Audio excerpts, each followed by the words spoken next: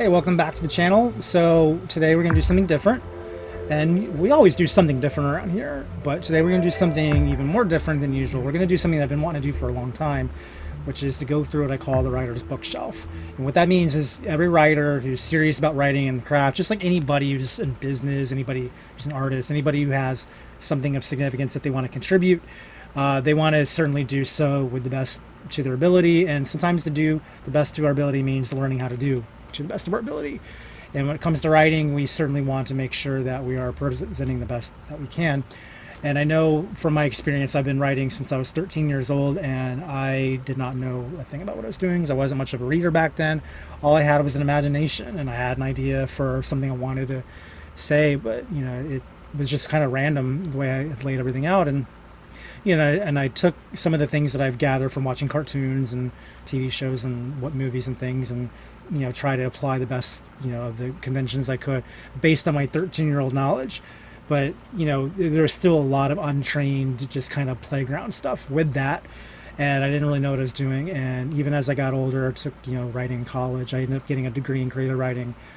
There's a lot of things that I've learned along the way that helped improve my abilities in my craft, but I don't know that it ever really helped me tell a better story.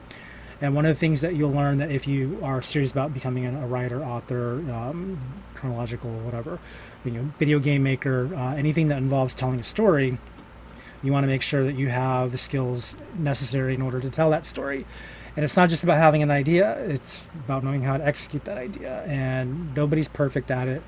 Unless you're lead child, or pretty much lead child. Most of the time you need to have some kind of skill set and some kind of understanding on how to take those ideas and put them into a story that works.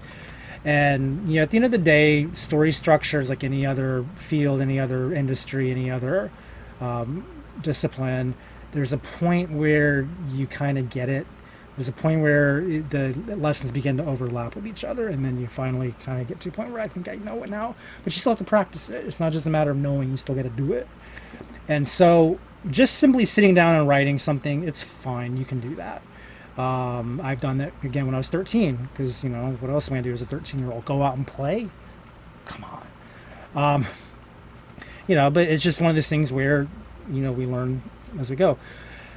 But what I've learned as a student in creative writing, getting a bachelor's degree in it, like I literally have a degree in creative writing, I didn't really learn as much as I could have. I learned stuff. I mean, I learned how to write a scene. I learned how to write an interesting dialogue of two people arguing about something without a scene established. How practical is that? Well, it's not that practical. I mean, it's a good way to learn voice. That's about it. It's a good way to differentiate between two characters. And there are little things like, little exercises you can challenge yourself with to get better at a particular skill, and there's nothing wrong with that. In fact, I have a blog that I wrote a couple months ago about free writing and how I'm not a big fan of free writing personally, but I do see the value in free writing if it means, improving your ability to tell a scene, and just whatever skill you lack, you can use free writing to improve that skill. So you can look for new ways in which to improve your way of delivery, so that when it comes time to put your novel together or whatever you're writing, you've already got the skill in place, and then it becomes a little easier to be innovative with what you're doing. But what I can tell you as a graduate at my bachelor degree, creative writing, I didn't really learn story structure. I learned, again, how to tell certain details, and I learned how to write flowing language and stuff like that, stuff that's not that practical if you really want to tell a good story. And I did most of my learning after college when I started buying a lot of books. So what this series is, it's going to be probably 12 to 16 weeks, maybe more, I don't know, we'll see. But I want to try to upload something every Friday, maybe Monday or Friday, maybe both. Just watch the channel and eventually you're going to notice the pattern. Still trying to figure out how often I want to upload a new video, but essentially what we'll do is we'll go over one of the books on my bookshelf that I found valuable, that I think you'll find valuable also, and I'll just kind of give you a quick overview of what that book is, and I'll put a link in the description on where you can get it. And I think it'll be good fun. Remember that they're books, which means you have to read, and if that's not your thing, there's author tubes around here. There's some good ones that you can look up that they're going to give you bite-sized chunks of information that are fun. but I still think there's some value in books, because books, they have something you can refer back to quickly. Reading is a different speed than watching. You can certainly watch in double speed if you want, but then your author sounds like chipmunk, like this, it's going to rest, it's annoying, and you don't want that. You want something that's nice and pleasant. So we're gonna talk about that, and I want to try to have a bit of a structure with this, where we open up with some of the books that you will probably want to start with if you're a beginner. And even if you're a veteran, it's worth watching and worth checking out these books, because again, as somebody who's been writing for since I was 13 years old, I still learn new things, and I learn a lot of overlap things.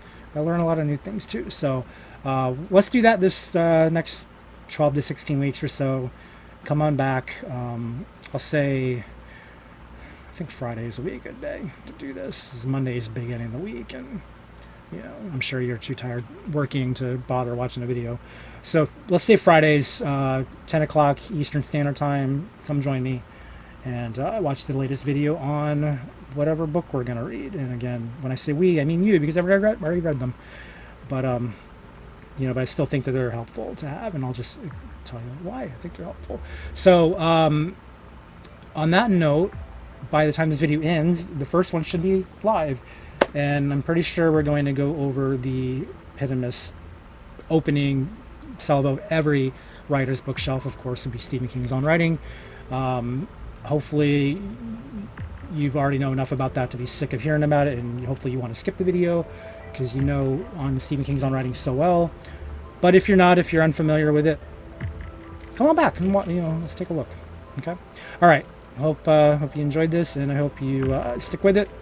And if you do want to continue to watch the series, if you want the series to continue on, if you want to go past season 1, make sure you hit the like button below, write a comment in the bookshelf. I try to respond as much as I can, provided I notice. And hope you enjoy this conversation. All right. Don't forget to subscribe.